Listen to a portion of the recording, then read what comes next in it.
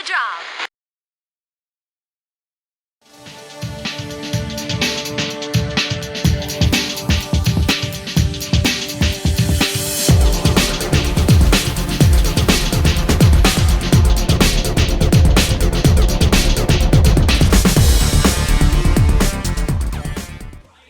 Alright, rolling right along, Nukenites, into the second set on El Nino. I'd like to give a big thanks to Basie, aka John747, for putting me on the email list, giving me access to videos as soon as they come out. I really appreciate that. And if you've been following John747, you know he's been having problems recently. I'll talk about that in game. Here we go. 4, 3, 2, 1, 0. El Nino, the 3-player map. Colors and positions. Okay. Looks like at the 12 o'clock was brown. That's GuemChi up there, so that means down at 5 o'clock is in green is Hwasin.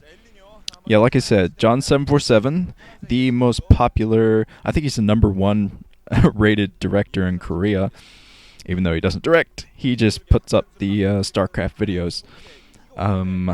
Yes, he's been having some copyright problems. GuemTV has slapped him with 2 copyright violations now, even though after the first one he supposedly took down every GuemTV, every piece of GuemTV on his archives. So, I don't know. I think that YouTube has a 3 strikes you're out policy, so yeah, that means that Guem is in big trouble. If he gets that 3rd strike, you're probably not going to be able to access his archive anymore. So, yes, I am very thankful for him for putting me on the email list and for leaving comments on my comment section sometimes, even though he made fun of my music that one time. Don't really appreciate that, Basie, but yeah, yes, very thankful to him because I usually download his videos, Basie's videos, for doing my stuff anyway. And yes, my advice to you, just in case, would be to go over to John747 and download all of your favorite videos, all of your favorite games, like your top 10, top 20, just download them all for safekeeping, just in case, you know. I mean, since Basie took down all of his GuemTV stuff, I don't see how GuemTV could keep pressing him for videos that he doesn't even have on there, so. But still, just to be safe, go download all of your favorites and tell John747, aka Basie, how much he means to the scene, because his presence on the scene is actually very big. 12 Nexus from GuemChi, by the way. So he's doing super fast expand, even though Hwasin was extremely aggressive in that last game. He has the cojones to put down a 12 Nexus, which I would not. That is almost suicidal in the case against Hwasin here. But the gateway coming up for GuemChi, he's deciding to get that early economic advantage by throwing down the 12 Nexus and hoping that Hwasin scouts him late and is going for a less aggressive build. But of course, Hwasin could go for the exact same thing here. I mean, yeah, he could just go for another 2 factory push. GuemChi would probably be more aware of it here. It's a little bit easier to scout on this map. But, yeah, it looks like Hwasin is just mining with 1 SCV, means he's going to get some vultures out there. If he was mining with all 3 SCVs, it would probably indicate another push like he did in the last game. Another gateway and the cybernetics core coming up for GuemChi as his base comes up, being completely spotted by Hwasin. A few probes going over there to mine. And yes, Hwasin is extremely aggressive when he wants to get the win, and that's kind of been his downfall when he gets into the later parts of tournaments. But yeah, it definitely helps him against a player who has who has prepared their strategy very nicely, like GuemChi has here. He probably planned this 12 Nexus hours ago, well, days ago now. He planned that out. He's been working it out with his team. He's saying, this is the win. This is the build I'm going to use to win. And of course, that's when you do a bunker rush and completely throw off their strategy or something like that. Here's the pylon coming up here from GuemChi, and Hwasin is actually not pumping any Marines. He doesn't have any Marines out here, so he's going straight for his first tank, using his Marine just to scout. still not pumping any. So yeah, I think he's going to work on getting another base sooner this time. So maybe GuemChi's strategy is going to work out for him here, getting the economic advantage like this over Hwasin.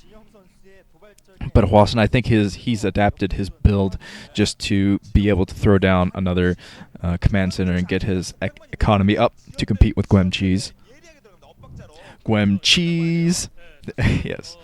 I was kind of hoping that GuemChi could cheese, so I could say it was GuemChi's, but yes. It looks like GuemChi spinning his cybernetic scores, getting his Dragoon range up. And still pumping probes over there. He's going to put on a little bit of pressure at the front door, but I don't think he's going to be able to break this.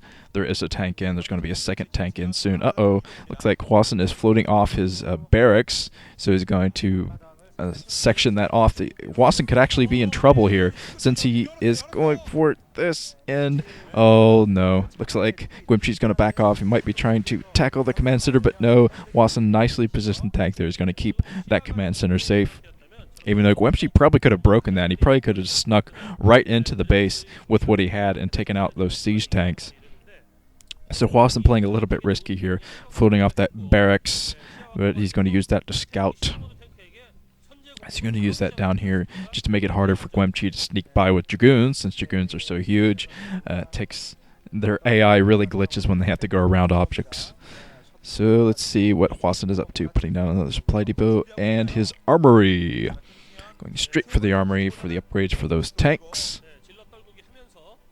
And GuemChi still putting on the pressure. He's going to get a lot of Dragoons out here, and he's going to try to push forward with Dragoons, and probably eventually some shuttle play, just to make it easier to tackle those siege tanks. Drop some zealots on top of the siege tanks. And looks like the academy and the armory coming up. I'm surprised they don't mix those buildings up more often. Academy, armory. It's pretty close, but yes, another refinery up for Hwasin, so he's getting some heavy gas, which probably means heavy tanks coming out. And working towards a science facility, of course. Okay, gateways up here. GuemChi hasn't committed to a second gas, so he's still going mainly for Dragoons. Right here, he's not committing himself to a higher tech at the moment. So he could be going for some excellent shuttle play to break this front and make Hwasin lose control of his natural expansion area, which is definitely possible, even though Hwasin still only has a couple tanks out. I think he has one tank kind of glitching around his base, but I think he only has a couple tanks sieged to protect his natural expansion. Okay, let's see what GuemChi does here. Oh, he's not putting up another tech building. So yeah, he's going to go for some shuttle play here to break this. Reaver coming out. I didn't even see the robotics support bay, but looks like we have a Reaver in the area now. So GuemChi is going to try to get on the economic harassment. He's going to try to take out some SCVs here in the main. Might be hard for him to do this. There's a Wraith coming out now for Hwasin. So he's going to have a Wraith prepared to take out the shuttle no matter what. Well, yes, the shuttle. Almost said, well, the dropship, but yes. It's early. Well, it's not early, but I just woke up. And, okay, the shuttle coming down. Looks like he might actually try the natural expansion. I wouldn't have expected this from GuemChi, and Hwasin doesn't expect this either. So GuemChi coming in, being completely spotted now, so he's just going to drop everything that he has to deny this base, and Hwasin's going to have to cancel that, or it's going to go down. So Hwasin might actually try to save this. Yes, he's running in with his Wraith to take out the shuttle, and the shuttle is in big trouble now. So the Reaver and the two Zealots are going to have to crawl away because they have no more shuttle support. So GuemChi going in here, being picked at. Oh, the Reaver being shot by the Wraith. So this little force here is actually not going to do too well. If Hwasin keeps out of range of the Scarabs, he's going to be in a good position. He gets... Oh, I thought he was going to lose one tank there, but he managed to save that tank. So Hwasin has completely denied this harassment from GuemChi. GuemChi denied a base, but that's pretty much the only thing he was able to get done. And Hwasin's going to plop it down right again.